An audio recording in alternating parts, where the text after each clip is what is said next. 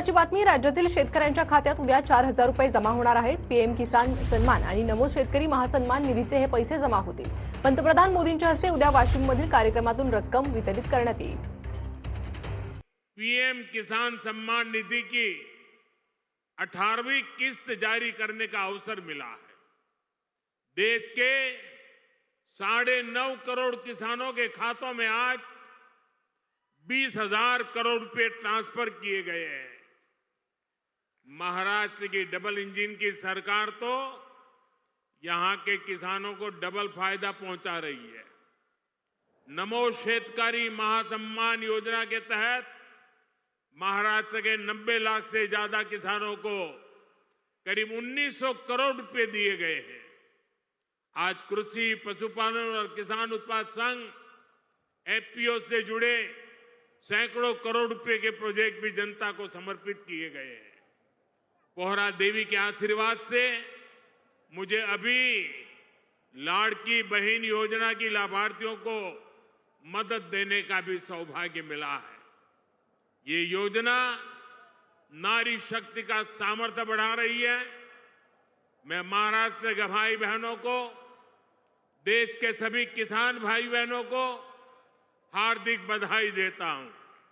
साथियों, आज यहां आने से पहले मुझे पोहरा देवी में बंजारा विरासत संग्रहालय के लोकार्पण का भी सौभाग्य मिला है।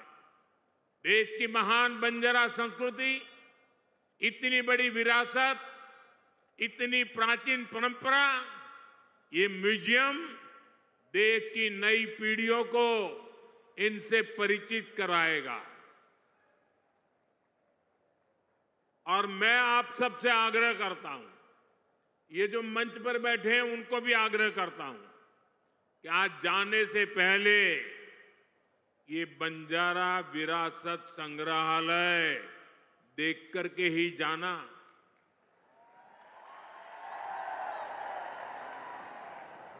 मैं देवेंद्र जी को बधाई देता हूं।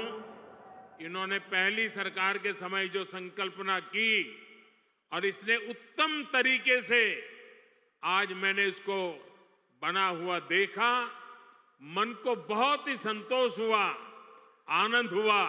और मैं तो आपसे आग्रह करूंगा, आप तो देखें, आपके पूरे परिवार को बाद में समय निकाल करके इसे देखने के लिए जरूर भेजें। मैं अभी पोहरा देवी में बंजारा समुदाय के भी कुछ महानुभावों से मिलकर के आया। इस म्यूजियम के जरिए उनकी विरासत को जो पहचान मिली है, उसका संतोष और गर्व का भाव उनके चेहरों पर था। मैं आप सभी को बंजारा विरासत म्यूजियम की बधाई देता हूं। साथियों, जिसको किसी ने नहीं पूछा, उसको मोदी पूजता है। हमारे बंजारा समाज ने भारत के सामाजिक जीवन में, भारत की निर्माण यात्रा में बहुत बड़ी भूमिका निभाई है। कला, संस्कृति, आध्यात्म, राष्ट्र रक्षा, व्यापार, हर क्षेत्र में इस समाज के महापुरुषों ने, महान विभूतियों ने देश के लिए क्या कुछ नहीं किया। राजा लखी शाह बंजारा, उन्होंने विदेशी शासकों के कितने अत्याचार सहे, उन्होंने समाज की सेवा में अपना जीवन समर्पित कर दिया। संत सेवालाल महाराज, स्वामी हाथीराम जी, संत ईश्वर सिंह बापू जी, संत डॉक्टर रामराव बापू महाराज, संत लक्ष्मण चैतन्य बापू जी, हमारे बंजारा समाज ने ऐसे कितने ही संत दिए जिन्होंने भारत की आध्यात्मिक चेतना को असीम ऊर्जा दी। पीढ़ी दर पीढ़ी, सैकड़ों हजारों वर्ष से समुदाय भारत की संस्कृति और परंपराओं को सहेजता और संवारता आया है। आजादी की लड़ाई के समय अंग्रेज सरकार ने इस पूरे समुदाय को ही अपराधी घोषित कर दिया था। लेकिन भाइयों बहनों, आजादी के बाद ये देश की जिम्मेदारी थी कि बंजारा समाज की चिंता करे, उन्हें सही सम्मान दे।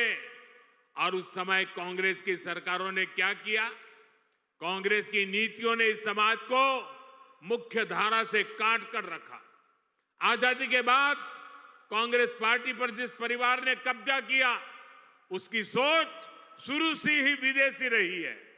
अंग्रेजी हुकूमत की तरह ही ये कांग्रेसी परिवार भी दलित, पिछड़ा, आदिवासियों को अपने बराबर नहीं मानते। इन्हें लगता है भारत पर एक परिवार की ही हुकूमत रहनी चाहिए, क्योंकि अंग्रेज उन्हें ये हक देकर गए थे। इसलिए उन लोगों ने बंजारा समाज के प्रति हमेशा अपमानजनक रवैया बनाए रखा। साथियों, एनडीए की केंद्र सरकार ने ही गुमंतु, अर्धगुमंतु समुदाय के लिए कल्याण बोर्ड का गठन भी किया है। इस समाज के सांस्कृतिक पहचान को सही सम्मान मिले, इस दिशा में भी बीजेपी सरकार और एनडीए सरकारें लगातार काम कर रही है। विकास की गति तेज करने के लिए यहां राज्य सरकार ने संत सेवालाल महाराज बंजारा तांडा समृद्धि अभियान भी चलाया है। साथियों, हमारे इन प्रयासों के बीच आपको ये भी याद रखना है कि कांग्रेस और महाआघाड़ी का आपके प्रति क्या रवैया रहा है। जब फडणवीस जी मुख्यमंत्री थे, तब पहरा देवी तीर्थ क्षेत्र के विकास की योजना बनी थी, लेकिन बीच में महाआघाड़ी की सरकार आई और उन्होंने इस काम पर ब्रेक लगा दिया। पोहरा देवी तीर्थ क्षेत्र का विकास तब आगे बढ़ा जब महायुति शिंदे जी के नेतृत्व में फिर से यहां सरकार बनी। आज इस योजना पर 700 करोड़ रुपए खर्च किए जा रहे हैं। इस तीर्थ स्थल के विकास से भक्तों को आसानी होगी और आसपास के क्षेत्रों में विकास भी तेज होगा। भाइयों और बहनों, बीजेपी अपनी नीतियों से वंचित समाज को आगे बढ़ाना चाहती है, जबकि कांग्रेस सिर्फ लूटना जानती है। कांग्रेस गरीब को गरीब बनाकर रखना चाहती है। कमजोर और गरीब भारत कांग्रेस को उसकी राजनीति को बहुत सूट करता है। इसलिए आप सभी को कांग्रेस से बहुत सावधान रहना है। आज कांग्रेस को पूरी तरह से अर्बन नक्सल का गिरोह चला रहा है। कांग्रेस को लगता है कि अगर सब एक हो गए तो देश को बांटने का उनका एजेंडा फेल हो जाएगा। इसलिए हमें आपस में लड़वाना चाहते हैं। पूरा देश देख रहा है कांग्रेस के खतरनाक एजेंडों को। विकास सपोर्ट, किसका सपोर्ट मिल रहा है? जो लोग भारत को आगे बढ़ने से रोकना चाहते हैं, वो इन दिनों कांग्रेस के सबसे करीबी दोस्त हैं। इसलिए समय एक होने का है। हमारी एकता ही देश को बचाएगी। भाइयों और बहनों, मैं महाराष्ट्र के लोगों को कांग्रेस की एक और करतूत बताना चाहता हूं। आपने खबरों में देखा होगा, अभी दिल्ली में हजारों करोड़ रुपए का ड्रग्स पकड़ा गया। और देखिए दुख की बात, इस ड्रग्स रैकेट का मुख्य सरगना कौन निकला? कांग्रेस का एक नेता उसका मुख्य सरगना निकला।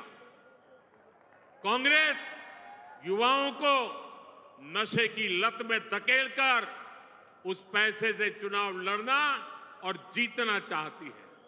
हमें इस खतरे से सावधान रहना है और दूसरों को भी सावधान करना है। हमें साथ मिलकर ये लड़ाई जीतनी होगी। साथियों, आज हमारी सरकार का हर निर्णय, हर नीति विकसित भारत को समर्पित है। और विकसित भारत का बहुत बड़ा आधार हमारे किसान हैं। किसानों को सशक्त बनाने की दिशा में आज कई बड़े कदम उठाए गए हैं। आज 9,200 किसान उत्पाद संघ एफपीओ देश को समर्पित किए गए हैं। अभी कृषि के लिए कई इंफ्रास्ट्रक्चर प्रोजेक्ट का भी लोकार्पण हुआ है। इनसे कृषि उत्पादों के स्टोरेज, प्रोसेसिंग और प्रबंधन की क्षमता बढ़ेगी। ये सारे प्रयास किसानों की आय बढ़ाने में मदद करेंगे। वैसे यहां महाराष्ट्र में तो किसानों को एनडीए सरकार में डबल फायदा हो रहा है। एकनाथ जी शिंदे की सरकार ने किसानों का बिजली बिल भी जीरो कर दिया है। आमच्या शेतकऱ्यांना विजेचे बिल मिळत आहेत, त्यावर शून्य लिहिल्याने शून्य लिहिलेले आहे ना? साथियों, महाराष्ट्र के किसानों ने, विदर्भ के किसानों ने कई दशकों तक बड़े संकटों का सामना किया है। कांग्रेस और उसके साथियों की सरकारों ने किसानों को बदहाल और गरीब बनाने में कोई कोर कसर नहीं छोड़ी थी। यहां जब तक महाअघाड़ी की सरकार थी, उसके दो ही एजेंडे थे। पहला, किसानों से जुड़ी परियोजनाओं को ठप करना। दूसरा, इन परियोजनाओं के पैसे में भ्रष्टाचार करना। हम केंद्र से महाराष्ट्र के किसानों के लिए पैसा भेजते थे, लेकिन महाअघाड़ी सरकार उसमें बंदर बांट करके खा जाती थी। कांग्रेस ने हमेशा किसानों का जीवन मुश्किल बनाया है। वो आज भी वही पुराना खेल खेल रही है। इसलिए कांग्रेस को पीएम किसान सम्मान निधि योजना पसंद नहीं आती। कांग्रेस इस योजना का मजाक उड़ाती है, किसानों को मिल रहे पैसों का विरोध करती है, क्योंकि किसानों के खातों में जा रहे पैसों से उनको जो कमाई करनी चाहिए, उनको जो कटकी करनी चाहिए, भ्रष्टाचार करना चाहिए, उसका अवसर नहीं रहा है। आज पड़ोसी राज्य कर्नाटका को देखिए, जैसे महाराष्ट्र में महायुति सरकार किसान सम्मान निधि के साथ अलग से पैसे देती है, ऐसे ही कर्नाटका में बीजेपी सरकार देती थी। यहाँ कर्नाटका के मेरे कई बंजारिया परिवार यहाँ आए हुए हैं, लेकिन जैसे ही कर्नाटका में कांग्रेस की सरकार आई, उन्होंने वो पैसा देना बंद कर दिया। वहां की कई सिंचाई परियोजनाओं से राज्य सरकार ने मुंह फेर लिया। कर्नाटका में कांग्रेस ने बीज की कीमतें भी बढ़ा दी। हर चुनाव से पहले कर्ज माफी का झूठा वादा कांग्रेस का पसंदीदा हथकंडा है। तेलंगाना में ये लोग कर्ज माफी का वादा करके सत्ता में आए, लेकिन सरकार बनने के बाद इतना समय गुजर गया, अब किसान कुछ पूछ रहे हैं कि उनका कर्ज माफ क्यों नहीं हुआ। भाइयों और बहनों, हमें भूलना नहीं है, महाराष्ट्र में भी कांग्रेस और महाअघाड़ी सरकार ने सिंचाई से जुड़े कितने कामों को रोक कर रखा था। जब एनडीए सरकार आई, उसने इस दिशा में तेजी से काम किया। महाराष्ट्र सरकार ने वैनगंगा, नलगंगा नदियों को लिंक करने की योजना को मंजूरी दी है। करीब 90,000 करोड़ रुपए की इस परियोजना से अमरावती, यवतमाळ, अकोला, बुल्डाना, वाशिम, नागपुर और वर्धा में पानी की कमी को दूर होगी। महाराष्ट्र की सरकार कपास और सोयाबीन की खेती करने वाले किसानों को आर्थिक मदद भी दे रही है।